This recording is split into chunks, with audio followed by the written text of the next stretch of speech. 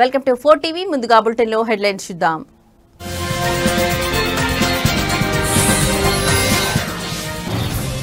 ఉపరాష్ట్రపతి అభ్యర్థిగా మహారాష్ట్ర గవర్నర్ రాధాకృష్ణన్ ఎంపిక వెనుక బీజేపీ వ్యూహం ఉన్నట్లు సమాచారం.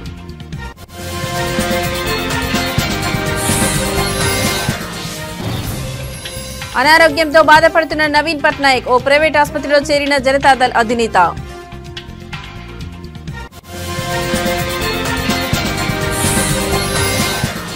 కేంద్ర మంత్రి జయశంకర్ తో మంత్రి లోకేష్ భేటీ. ఏపీలో డేటా సిటీ ఏర్పాటుకు సహకారం అందించాలని సూచన.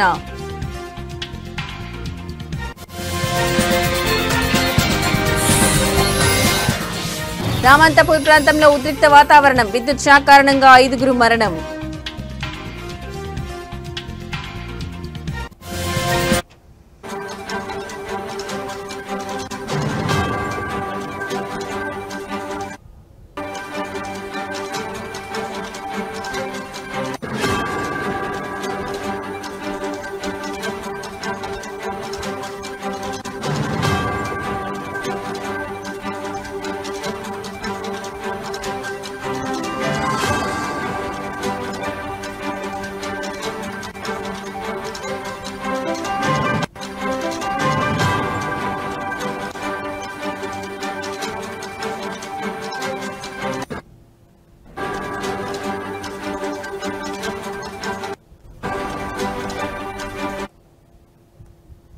రైట్, ఇక బ్రేకింగ్ న్యూస్ చూస్తున్నాం. ఉపరాష్ట్రపతి అభ్యర్థిగా మహారాష్ట్ర గవర్నర్ సిపి రాధాకృష్ణన్ పేరును ఎన్డీఏ కూటమి ప్రకటించేసింది. అనూహ్యంగా ఊహాగానంలో వినిపించని పేరు తెరపైకి వచ్చి ఆశ్చర్యపరిచింది.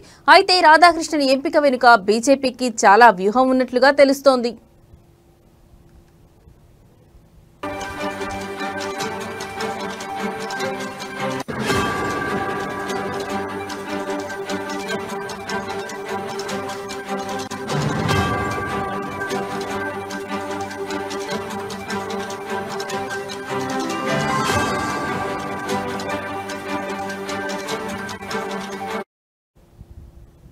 రాధాకృష్ణన్ స్వస్థలం తమిళనాడులోని తిరుప్పూర్. తమిళనాడులో ఆయనకు బీజేపీ నాయకులతో మంచి సంబంధాలు ఉన్నాయి.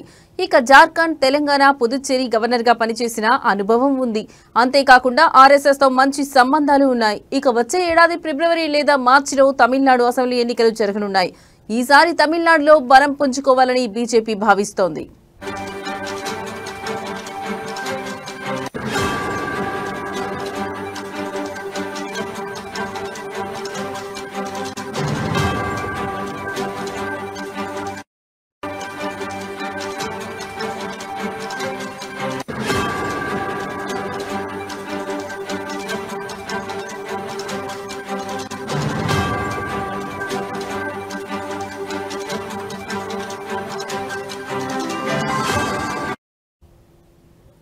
ఈ నేపథ్యంలో దక్షిణాది రాష్ట్రానికి చెందిన వ్యక్తికే ఉపరాష్ట్రపతి పదవి కట్టబెడితే ఎన్నికల్లో లబ్ధి పొందవచ్చని భావించినట్లుగా సమాచారం.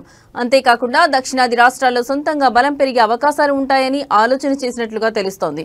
ఇందులో భాగంగానే రాధాకృష్ణన్ అయితే బాగుంటుందని భావించి బీజేపీ ఎంపిక చేసినట్లు తెలుస్తోంది. అంతేకాకుండా పార్టీకి వీర విధేయుడిగా కూడా పనిచేసిన చరిత్ర ఉంది. ఇలా అన్ని రకాలుగా రాధాకృష్ణన్ కు కలిసొచ్చింది. అందుకే ఆయనను ఎంపిక చేసినట్లుగా వార్తలు వినిపిస్తున్నాయి.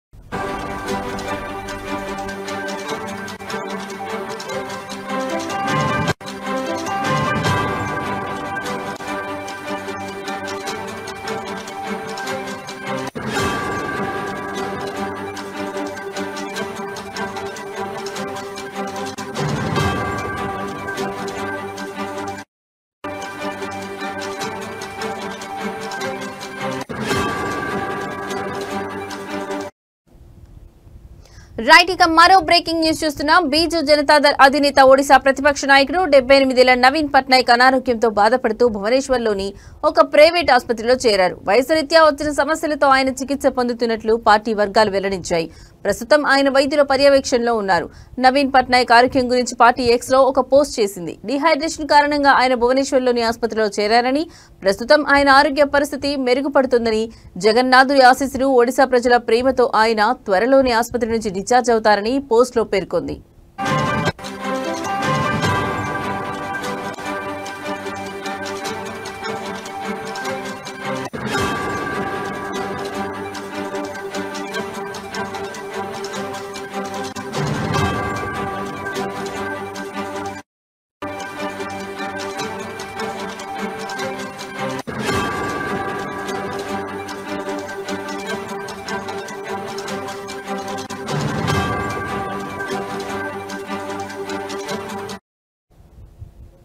ప్రాథమిక పరీక్షలు నిర్వహించిన వైద్యులు ఆయన ఆరోగ్య పరిస్థితిని నిశితంగా పరిశీలిస్తున్నారని పలు నివేదికలు తెలిపాయి.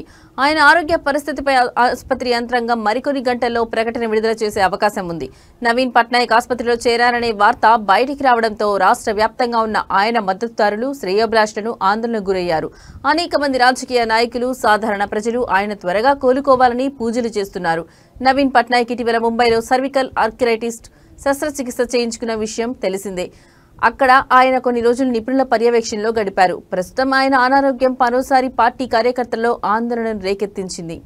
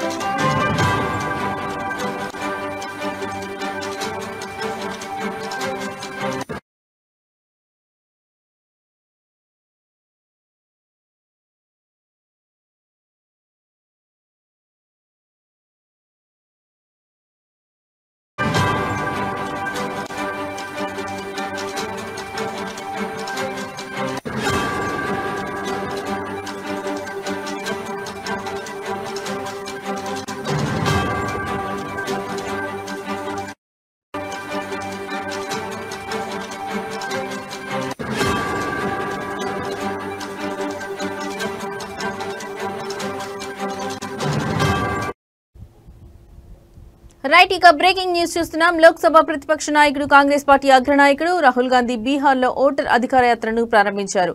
బీహార్లోని ససారాం ప్రారంభమైన యాత్రలో బీహార్ మాజీ సీఎం లలూ ప్రసాద్ యాదవ్, తేజస్వి యాదవ్, వామపక్ష పార్టీల నాయకులు పాల్గొన్నారు. ఈ యాత్ర దాదాపు 16 రోజుల పాటు రాష్ట్రంలోని 25 జిల్లాలు కవర్ చేస్తూ కొనసాగనుంది. యాత్ర ప్రారంభానికి ముందు రాహుల్ గాంధీ మాట్లాడుతూ బీజేపీ, ఆర్ఎస్ఎస్ దేశంలో రాజ్యాంగాన్ని నాశనం చేయడానికి ప్రయత్నిస్తున్నాయని విమర్శించారు.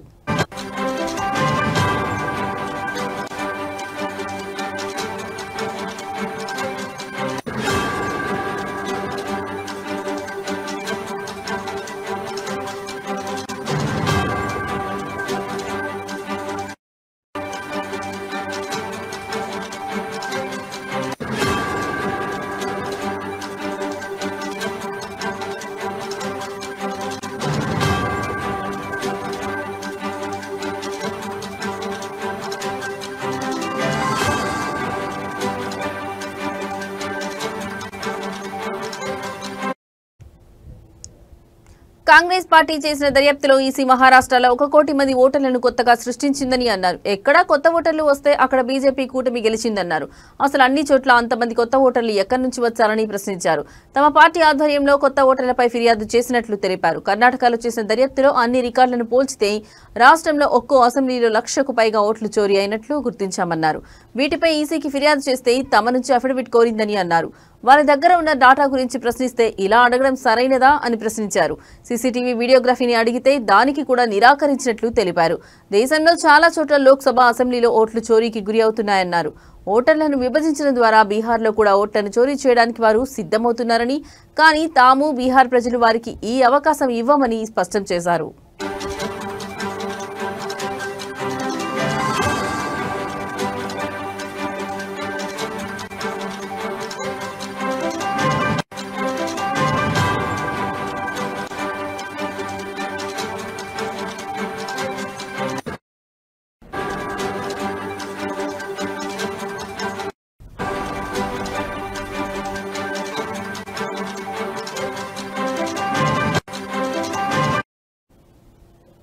రైట్, ఇక బ్రేకింగ్ న్యూస్ చూస్తున్నాం. లోక్సభ ప్రతిపక్ష నాయకుడు కాంగ్రెస్ పార్టీ అగ్రనాయకుడు రాహుల్ గాంధీ బీహార్లో ఓటర్ అధికార యాత్రను ప్రారంభించారు. బీహార్లోని ససారాం ప్రారంభమైన యాత్రలో బీహార్ మాజీ సీఎం లూలు ప్రసాద్ యాదవ్, తేజస్వి యాదవ్, వామపక్ష పార్టీల నాయకులు పాల్గొన్నారు. ఈ యాత్ర దాదాపు 16 రోజుల పాటు రాష్ట్రంలోని 25 జిల్లాలు కవర్ చేస్తూ కొనసాగనుంది. యాత్ర ప్రారంభానికి ముందు రాహుల్ గాంధీ మాట్లాడుతూ బీజేపీ, ఆర్ఎస్ఎస్ దేశంలో రాజ్యాంగాన్ని నాశనం చేయడానికి ప్రయత్నిస్తున్నాయని విమర్శించారు. కాంగ్రెస్ పార్టీ చేసిన దర్యాప్తులో ఈసీ మహారాష్ట్రలో 1 కోటి మంది ఓటర్లను కొత్తగా సృష్టించిందని అన్నారు. ఎక్కడ కొత్త ఓటర్లు వస్తే అక్కడ బీజేపీ కూటమి గెలిచిందన్నారు. అసలు అన్ని చోట్ల అంతమంది కొత్త ఓటర్లు ఎక్కడి నుంచి వచ్చారని ప్రశ్నించారు. తమ పార్టీ ఆధ్వర్యంలో కొత్త ఓటర్లపై ఫిర్యాదు చేసినట్లు తెలిపారు. కర్ణాటకలో చేసిన దర్యాప్తులో అన్ని రికార్డులను పోల్చితే రాష్ట్రంలో ఒక్కో అసెంబ్లీలో 1,00,000కు పైగా ఓట్లు చోరీ అయినట్లు గుర్తించామన్నారు. వీటిపై ఈసీకి ఫిర్యాదు చేస్తే తన నుంచి అఫిడవిట్ కోరిందని అన్నారు. వాళ్ళ దగ్గర ఉన్న డాటా గురించి ప్రశ్నిస్తే ఇలా అడగడం సరైందా అని ప్రశ్నించారు. సీసీటీవీ వీడియోగ్రఫీని అడిగితే దానికి కూడా నిరాకరించినట్లు తెలిపారు. దేశంలో చాలా చోట్ల లోక్సభ అసెంబ్లీలో ఓట్లు చోరీకి గురి అవుతున్నాయన్నారు. ఓటర్లను విభజించడం ద్వారా బీహార్లో కూడా ఓట్లను చోరీ చేయడానికి వారు సిద్ధమవుతున్నారని, కానీ తాము బీహార్ ప్రజలు వారికి ఈ అవకాశం ఇవ్వమని స్పష్టం చేశారు.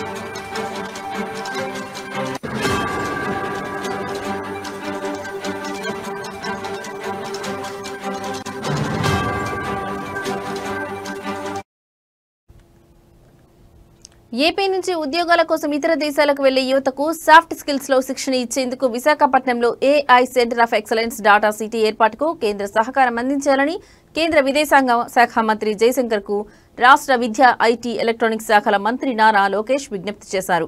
న్యూఢిల్లీలో కేంద్ర విదేశాంగ శాఖ మంత్రితో లోకేష్ భేటీ అయ్యారు.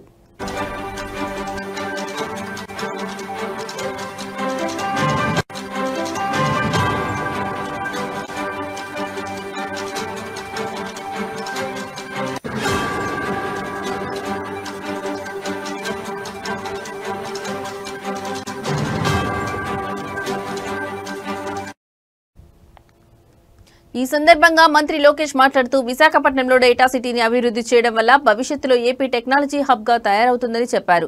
దీనికి సహకారం కావాలని కోరారు.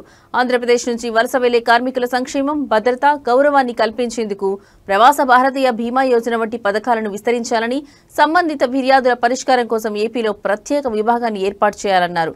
ఏపీలో జాతీయ, అంతర్జాతీయ స్థాయి స్కిల్ కాంక్లేవ్ నిర్వహణలో భాగస్వామ్యం కల్పించినందుకు కృతజ్ఞతలు తెలిపారు.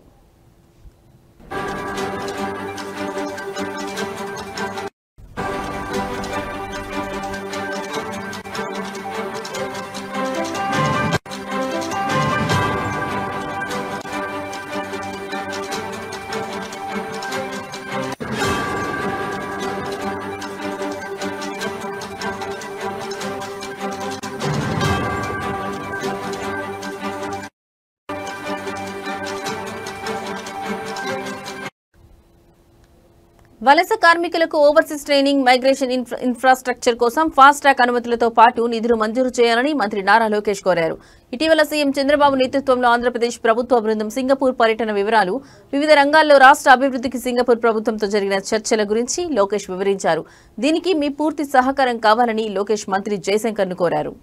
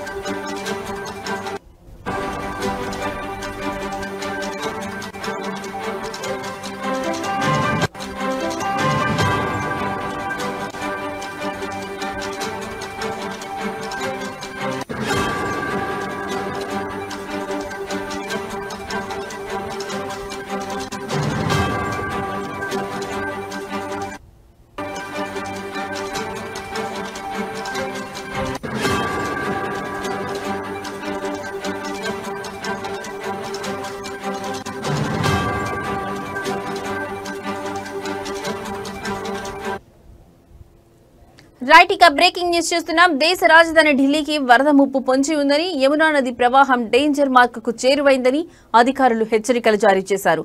ఓల్డ్ రైల్వే బ్రిడ్జ్ వద్ద ఆదివారం సాయంత్రం యమునా నది ప్రవాహ స్థాయిలు 204.5 మీటర్లకు చేరాయని తెలిపారు. నదీ ప్రవాహం 205.33 మీటర్లకు చేరుకుంటే ముప్పు పొంచి ఉన్నట్లేనని అధికారులు తెలిపారు.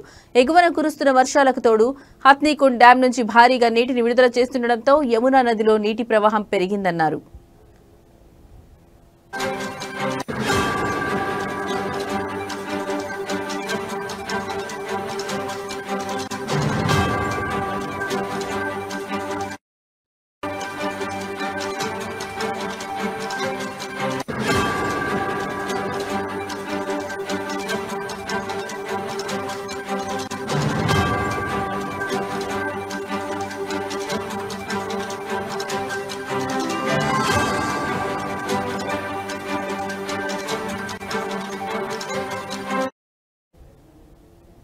ప్రస్తుత పరిస్థితిని బట్టి యమునా నది నీటి ప్రవాహం డేంజర్ మార్కును దాటుతుందని అంచనా వేశారు.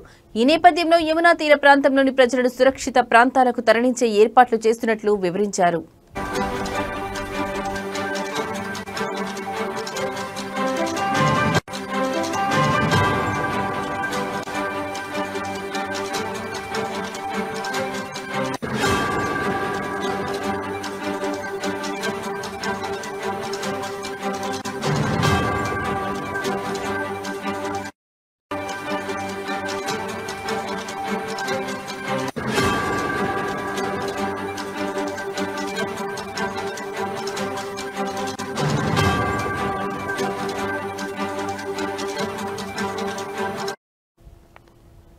యమునా నదిలోకి హత్నీకుండ్ బ్యారేజ్ నుంచి 1.27 లక్షల క్యూసెక్ల నీటిని విడుదల చేస్తున్నట్లు అధికారులు తెలిపారు. వజీరాబాద్ బ్యారేజ్ నుంచి 46,000 క్యూసెక్ల నీటిని వదులుతున్నట్లు చెప్పారు.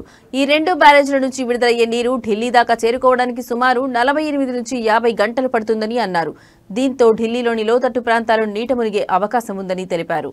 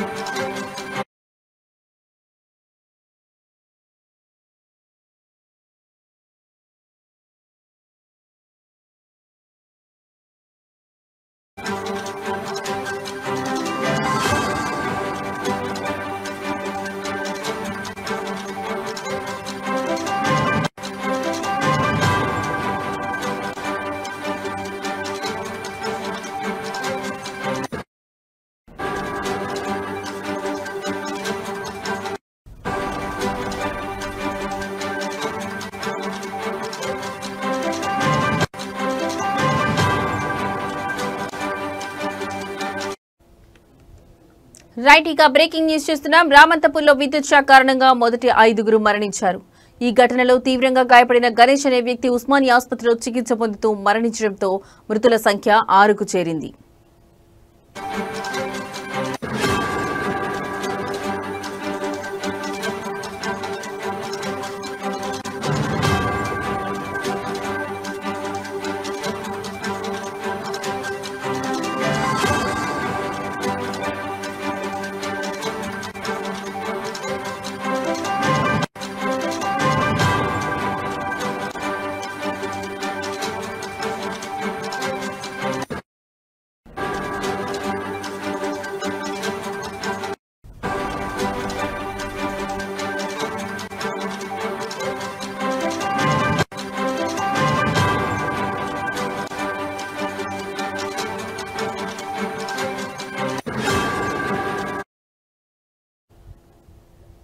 ఈ విషాదం జరిగిన వెంటనే విద్యుత్ శాఖ అధికారుల నిర్లక్ష్యం వల్లే ఇలా జరిగిందని ఆరోపిస్తూ స్థానికులు తీవ్ర ఆందోళనకు దిగారు. ఘటనా స్థలాన్ని పరిశీలించడానికి వచ్చిన విద్యుత్ శాఖ సీఎండీ ముషారఫ్ అలీని ప్రజలు చుట్టుముట్టి తమ నిరసనను వ్యక్తం చేశారు. పోలీసులు జోక్యం చేసుకుని పరిస్థితిని అదుపులోకి తెచ్చారు. ఈ ఘటనతో రామంతపూర్ ప్రాంతంలో ఉద్రిక్త వాతావరణం నెలకొంది.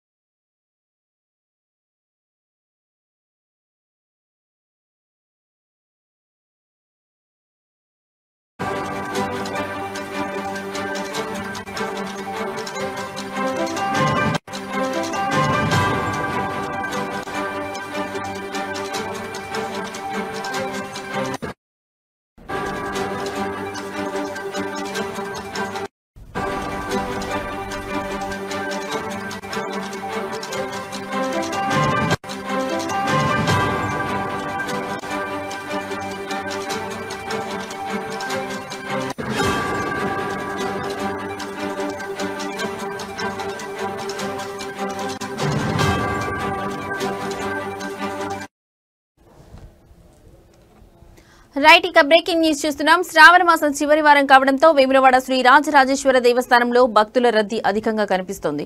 శ్రావణ మాసం ముగియడానికి ఇంకా వారం రోజుల సమయం మాత్రమే మిగిలి ఉండడంతో భక్తులు పెద్ద సంఖ్యలో ఆలయానికి చేరుకుని స్వామివారి దర్శనాన్ని పొందుతున్నారు. అదేవిధంగా స్వామివారి కోడమొక్కులు పాటు నిలువెత్తు బెల్లం కొలిచి వారి మొక్కులు చెల్లించుకోవడం జరుగుతుంది. భక్తులు ప్రత్యేక పూజలు అభిషేకాలు నిర్వహిస్తూ కుటుంబ సమేతంగా శివుని ఆరాధిస్తున్నారు. ఆలయ పరిసరాలు ఓం నమః శివాయ నినాదాలతో మార్మోగుతున్నాయి. అధికారులు భక్తుల సౌకర్యార్థం అన్ని ఏర్పాట్లు చేసినట్టు తెలియజేశారు.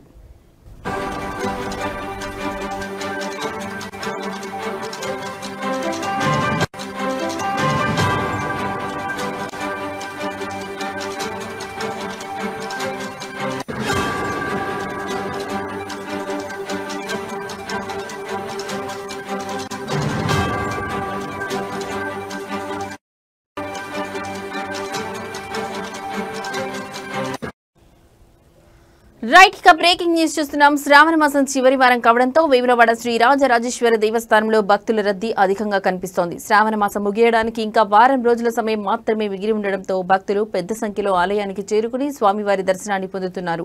అదేవిధంగా స్వామివారి కోడెమొక్కులు పాటు నిలువెత్తు బెల్లం కొలిచి వారి మొక్కులు చెల్లించుకోవడం జరుగుతుంది. భక్తులు ప్రత్యేక పూజలు అభిషేకాలు నిర్వహిస్తూ కుటుంబ సమేతంగా శివుని ఆరాధిస్తున్నారు. ఆలయ పరిసరాలు ఓం నమః శివాయ నినాదాలతో మార్మోగుతున్నాయి. అధికారులు భక్తుల సౌకర్యార్థం అన్ని ఏర్పాట్లు చేసినట్టు తెలియజేశారు.